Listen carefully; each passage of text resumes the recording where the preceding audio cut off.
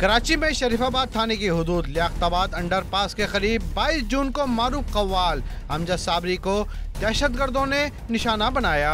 District central investigation ने अमजद साबरी की target killing के इल्जाम में एक मुल्जिम इमरान सिद्दीकी को गिरफ्तार कर लिया। तफ्तीशकार इस हवाले से भी तफ्तीश कर रहे हैं कि डोरियां कौन हिला रहा था।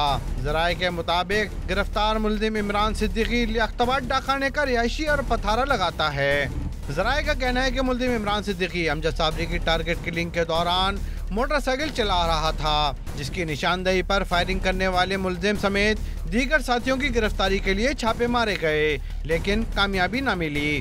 गिरफ्तार मुल्जिम की निशानदेही पर 2 टीटी पिस्तौल भी बरामद किए गए, जिन्हें तज्जिये के लिए फॉरेंसिक लेबोरेटरी भिजवा दिया गया है।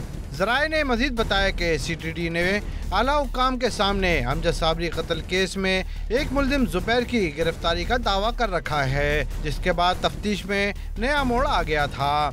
CTD ने मुल्जिम जुबैर की निशानदेही पर एक मुल्जिम को गिरफ्तार किया, लेकिन शवाहिद न मिलने पर छोड़ दिया गया। जराये का कहना है कि आला हुक्काम की हिदायत पर दोनों शोबों के हाथों गिरफ्तार दोनों मुल्जिमान को रूबरू बिठाया गया, तो दोनों मुल्जिमान के बयानात में तजाद पाया गया। तफ्तीशकारों ने डिस्ट्रिक्ट सेंट्रल इन्वेस्टिगेशन के हाथों गिरफ्तार मुल्जिम को पूछगछ के बाद मुलविस करार दिया है। Imran Hafeez, Dawn News, Karachi.